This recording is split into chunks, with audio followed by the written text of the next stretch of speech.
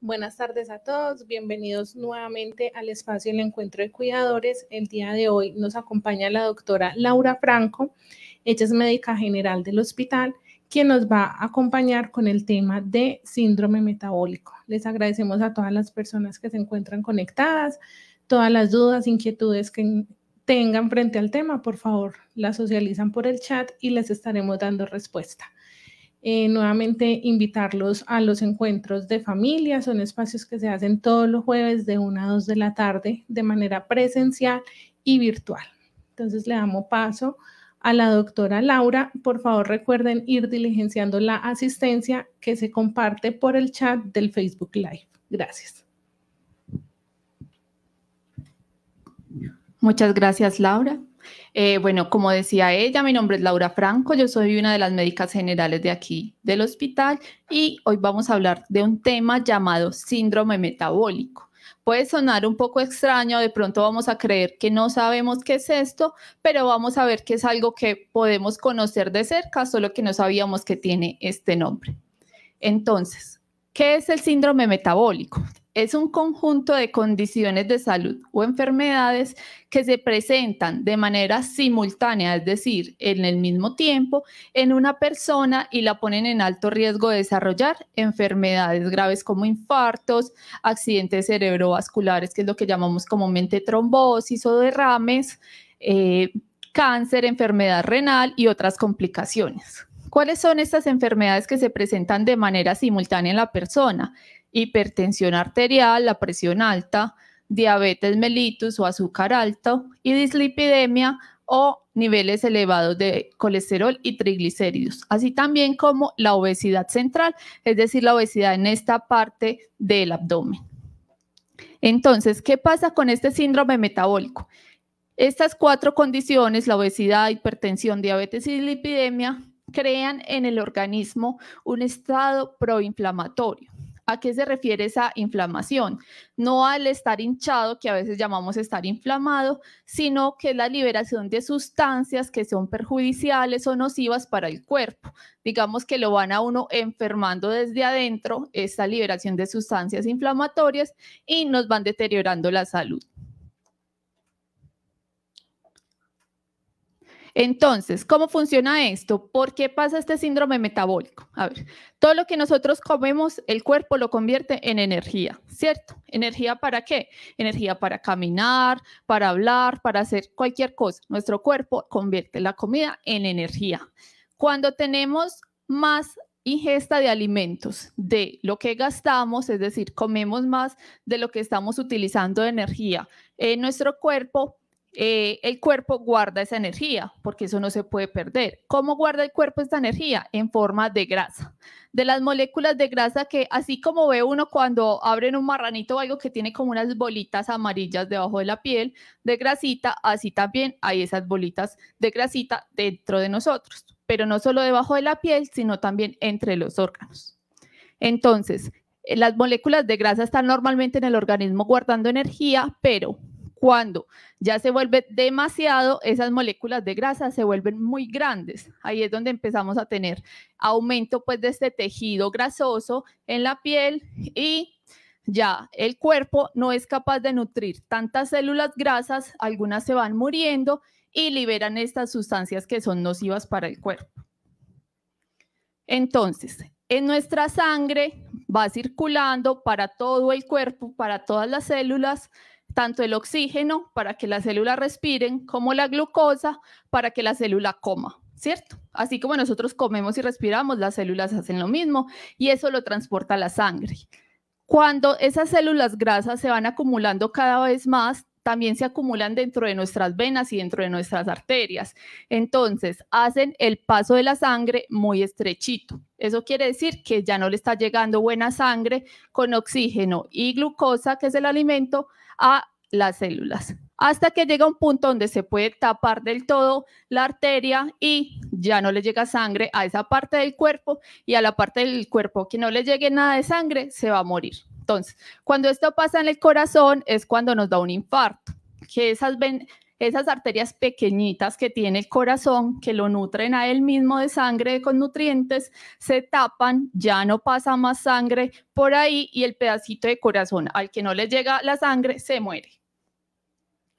También puede pasar que estas sustancias inflamatorias hacen que nuestra sangre haga más coágulos, ¿cierto? Hacen esos coágulos de sangre como los que vemos comúnmente en cualquier herida o con cualquier sangre. Y estas sustancias, eso se llama estar protrombótico, es decir, más riesgo de trombos o de coágulos, y por eso a veces utilizamos la aspirina, porque la formación de estos coágulos también nos puede tapar estas arterias o estas venas. Entonces, además de que tenemos una arteria estrechita, se forma un coágulo y viene y la termina de tapar, y es ahí donde nos puede dar lo que llamamos una trombosis cerebral, un accidente cerebrovascular, porque se tapa súbitamente el paso de esa sangre hacia una parte del cerebro y esa parte del cerebro puede morir.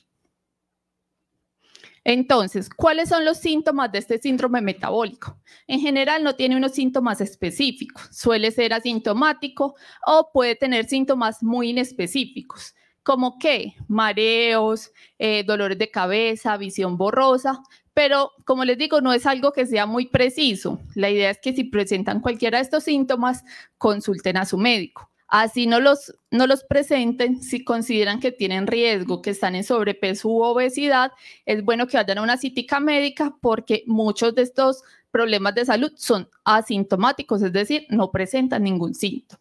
Algo que pues, sí puede ser muy visible es la presencia de la obesidad abdominal o el aumento del perímetro de la cintura. Cuanta más grasita tengamos ahí, quiere decir que hay más grasita dentro de los órganos y eso nos predispone a esas complicaciones.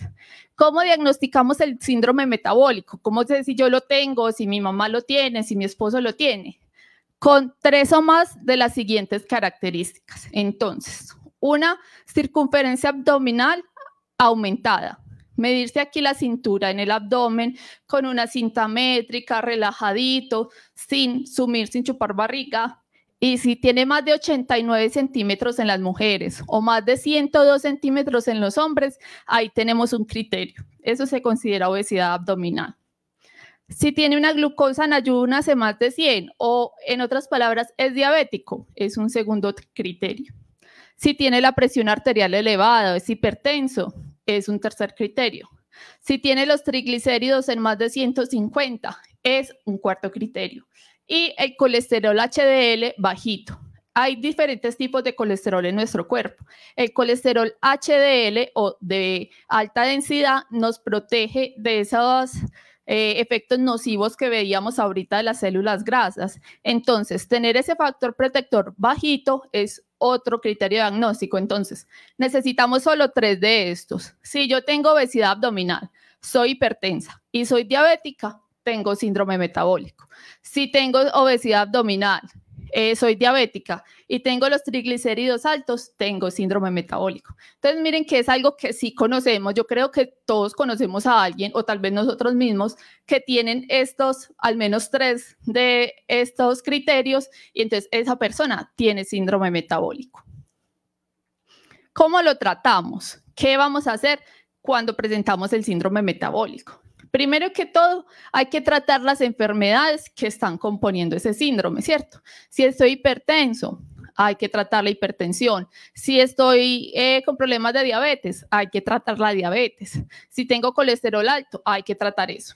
La disminución del peso es útil y necesaria para el manejo del síndrome metabólico porque está directamente relacionada con el sobrepeso, sobre todo con lo que mencionamos ahorita de la obesidad abdominal. Entonces, perder peso es uno de los pilares fundamentales del manejo. Y los cambios en el estilo de vida, que son esas estrategias que no son farmacológicas, no son medicamentos, que podemos utilizar para ayudarnos con esto.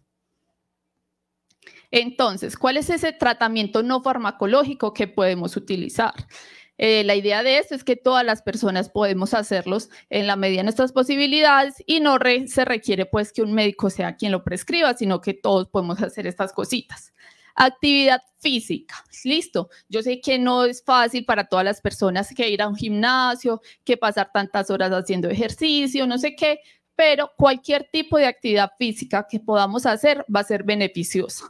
Que si tengo que ir al segundo o al tercer piso y no voy por el ascensor, sino por las escaleras, eso es actividad física. Si necesito algo de la tienda y no pido un domicilio, sino que voy hasta la tienda, eso es actividad física. Si quiero estar en misa y no la veo por televisión, sino que voy hasta la iglesia caminando, eso es actividad física.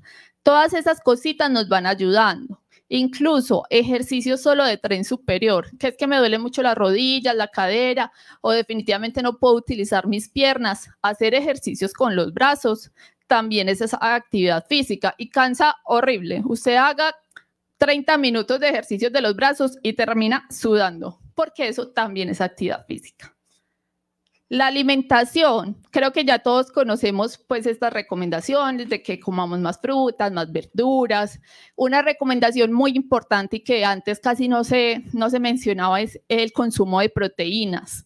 Las proteínas, ¿por qué son beneficiosas? Porque nos llenan por periodos de tiempo más largos, entonces nos va a dar menos hambre y vamos a comer menos en la próxima comida. La proteína no solo es la carne, ¿cierto? La carne se pone muy costosa y uno dice, bueno, tal vez no puedo comer carne todos los días, pero el huevo, las leguminosas como los frijoles, los garbanzos, las lentejas también son buena fuente de proteína y pueden ser más económicas, entonces podemos utilizarlas para estar llenos más tiempo. El agua, fundamental. Hace poquito veía como una conferencia con uno de los endocrinólogos del San Vicente y decía que su sobremesa sea agua. Que si le sabe muy maluca así sola, échele cáscara de piña, de pepino, de lo que quiera, pero que tome agua. Listo. ¿Qué es la idea de esto?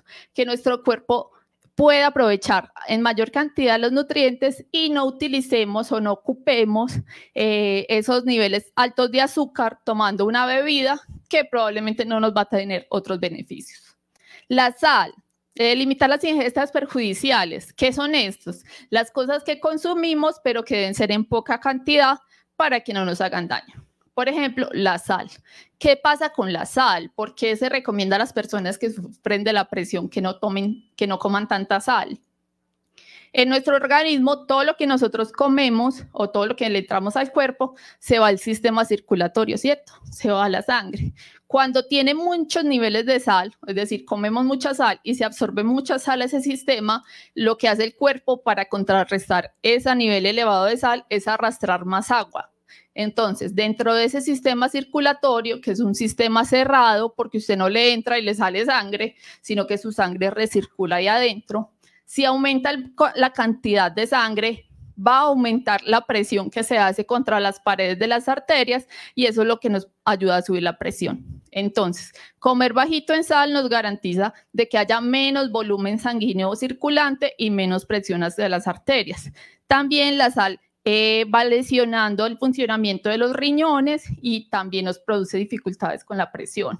Las grasas saturadas son las grasas que conocemos normalmente, que la grasa del chicharrón, que el aceite, todas las cositas fritas. Esa grasa es más predispuesta a acumularse en nuestro cuerpo que a asimilarse. El alcohol se recomienda no consumirlo o si se consume en dosis muy pequeñas porque aumenta mucho los niveles de azúcar y de colesterol en el cuerpo.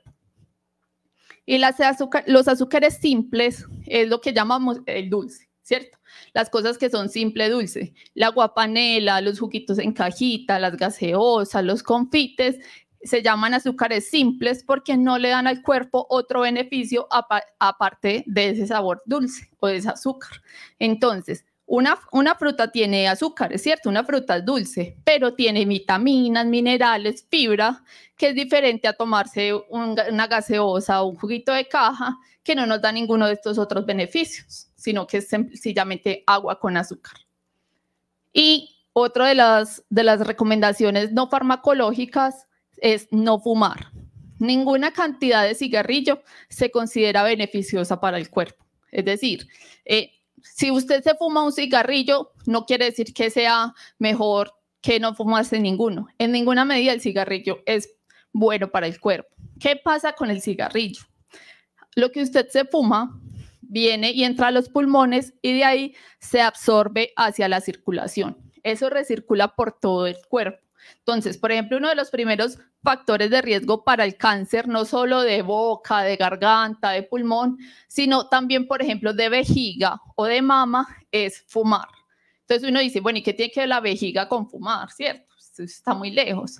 Pues resulta que lo que tú fumaste y esa sustancia se absorbe en los pulmones, va a la circulación, se filtra por los riñones, se acumula en la orina en la vejiga y así llegan esas sustancias nocivas a la vejiga.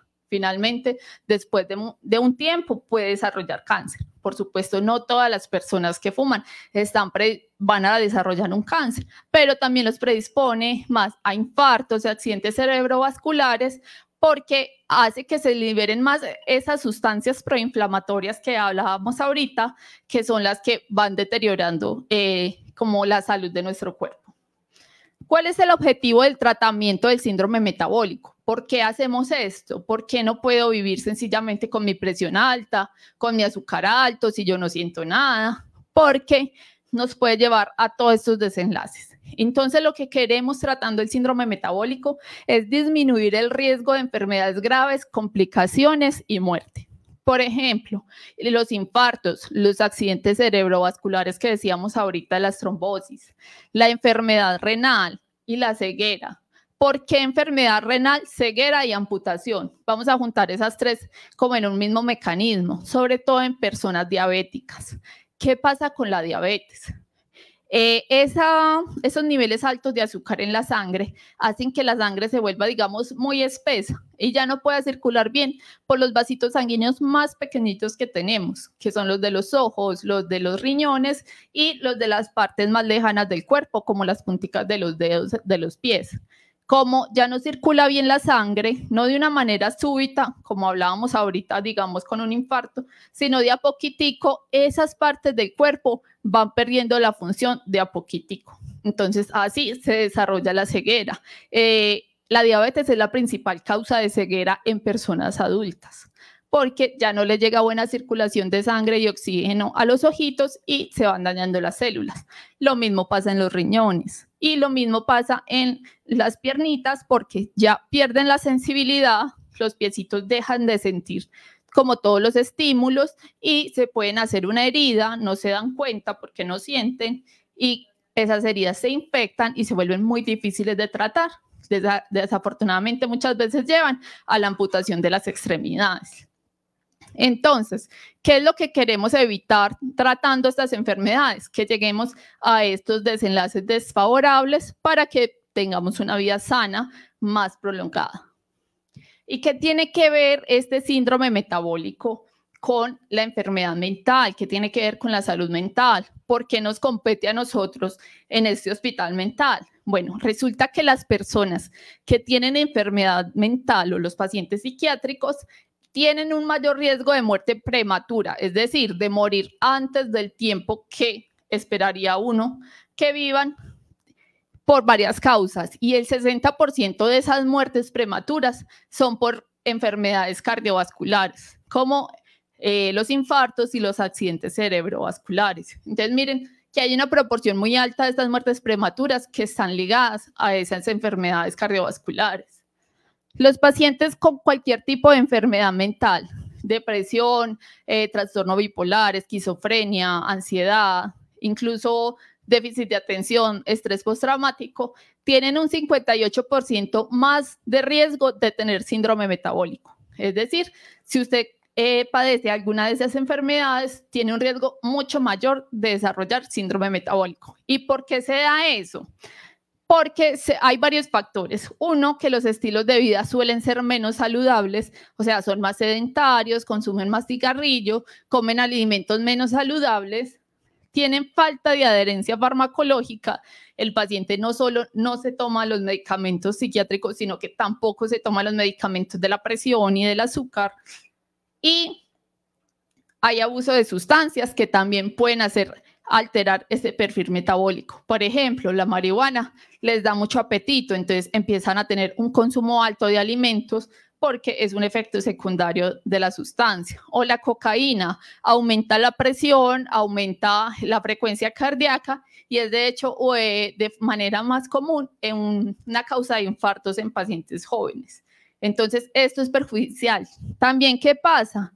El uso de medicamentos que producen alteraciones metabólicas. Algunos medicamentos psiquiátricos, sobre todo en un caso los antipsicóticos, pueden causar aumento del azúcar, del colesterol, los triglicéridos. Por eso es importante que se hagan los examencitos que les manda el psiquiatra cada vez que vienen a cita, porque aquí lo que estamos checando es que el medicamento no esté haciendo daño en esos términos. Los antidepresivos en algunos casos pueden causar elevación de la presión arterial. Entonces, por eso es importante que nos revisemos todo eso. Otra cosa es que la presencia del síndrome metabólico también puede predisponer a la depresión. Entonces, tienes síndrome metabólico, tienes obesidad, tienes hipertensión, tienes diabetes, y eso te lleva a un estado de depresión que al mismo tiempo hace que tengas hábitos menos saludables y que no te tomes los medicamentos, entonces se vuelve una especie de círculo vicioso. Entonces, por eso es muy importante que tengamos en cuenta este riesgo particular en las personas que sufren de enfermedades mentales. ¿De qué se trata todo esto? ¿Para qué hacemos todo esto? Lo que queremos es que se quieran a ustedes mismos, se cuiden a ustedes mismos, se conozcan ustedes mismos. Porque si usted padece de estas enfermedades, no es a mí a la que me va a dar el infarto, ni soy yo la que va a desarrollar el cáncer, ni soy yo la que va a tener una discapacidad a largo plazo. Son ustedes y son sus familias los que se van a ver implicados en estas complicaciones. Entonces, tomémoslo como un asunto de autocuidado y de autocontrol para tener, como les decía ahorita, una vida más larga y más saludable.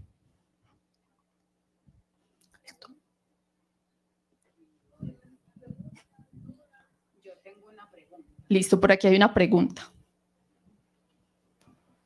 Este síndrome metabólico, ¿cuál es como el rango de edad? O sea, ¿a los niños también les puede dar esto? Sí, desafortunadamente se está viendo ahorita con más frecuencia. Menores de edad, incluso menores de 15 años con síndrome metabólico por obesidad, desarrollan diabetes tipo 2 e incluso hipertensión infantil. Y los niños también. No hay una edad definida. Desde que cumpla estos criterios, y sin importar la edad, así sea un niño, puede tener síndrome metabólico. Por aquí hay otra preguntita. ¿Con cuántos criterios uno podría decir que tiene 3. síndrome? 3 o más. Uno se puede sorprender porque uno no se imagina como que pasan estas cosas, ¿cierto? Pero imagínese, 3 o más de esos criterios. Buenas tardes. Buenas tardes. Venga, disculpe, y una persona así que no tiene ninguna enfermedad, como en el caso mío, pues que el abdomen, pero no tiene ni presión alta, ¿eso cómo lo maneja uno? La idea es tratar de llevar los estilos de vida saludables para no desarrollar estas enfermedades más adelante. ¿Listo? Digamos que solo la obesidad abdominal se considera un factor de riesgo, pero no es un criterio pues único que si tiene eso ya está mal. No, la idea es cuidarse con esos estilos de vida saludables para no ir a desarrollar las otras cosas. Con gusto. Doctora, mi pregunta es que el hijo mío, cuando le da así como esas rabias, que se descompensa, y bueno, y él mismo pues así se agrede, y se queda pues así ratos como con una rabia y todo, y hasta suda de la rabia. ¿Ese síntoma de...? No, eso ya sería como una liberación de adrenalina, ¿cierto? Que son sustancias activantes por el descontrol, digamos, de su parte emocional en ese momento, pero no estaría relacionado con este síndrome metabólico directamente. Ya si él está muy gordito y además sufre del azúcar o de la presión, podría, además de lo que está presentando, tener síndrome metabólico, pero si no, no estaría relacionado en ese caso. Con gusto. ¿Alguna preguntita por ahí virtual? María Elena Uribe nos pregunta por la transmisión. ¿Estos temas también los conocen mediante conferencia los pacientes que están hospitalizados o cómo se abordan con ellos? Bueno, con los pacientes no damos como tal conferencias porque digamos que tenemos grupos muy heterogéneos, unos pacientes que están muy aliviaditos, otros muy enfermos, algunos con discapacidad intelectual importante. Sí los estamos abordando en los grupos psicoeducativos para enseñarle también este tema a los pacientes, pero creo que vale la pena tener en cuenta esa recomendación para a los pacientes también darles este tipo de información que es importante para el cuidado de ellos.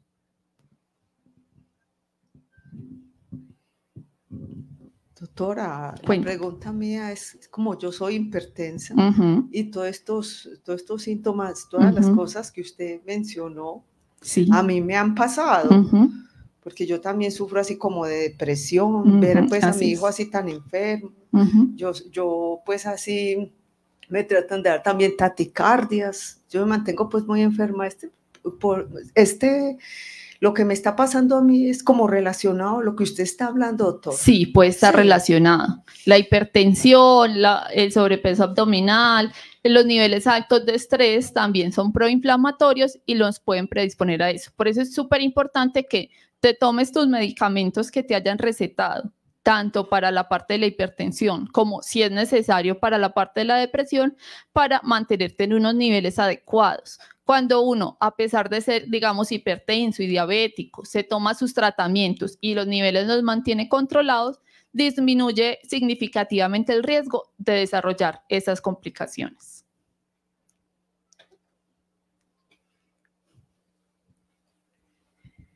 Doctora, le agradecemos mucho la asistencia, la participación con este tema que a todos nos despejan muchas dudas, algunos nos dejan un poquito más preocupados frente a los criterios que podamos desarrollar de síndrome metabólico.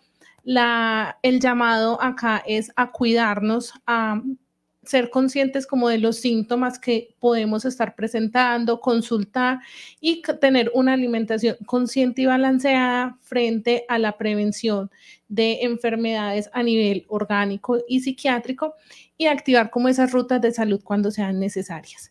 Entonces, a las familias, muchas gracias por venir, a la doctora Laura por darnos tanta claridad frente al tema, a todas las personas que se han conectado mediante el Facebook Live, muchas gracias a todas por sus preguntas, agradecemos el diligenciamiento de la asistencia y los esperamos el próximo jueves con un nuevo tema. Feliz tarde.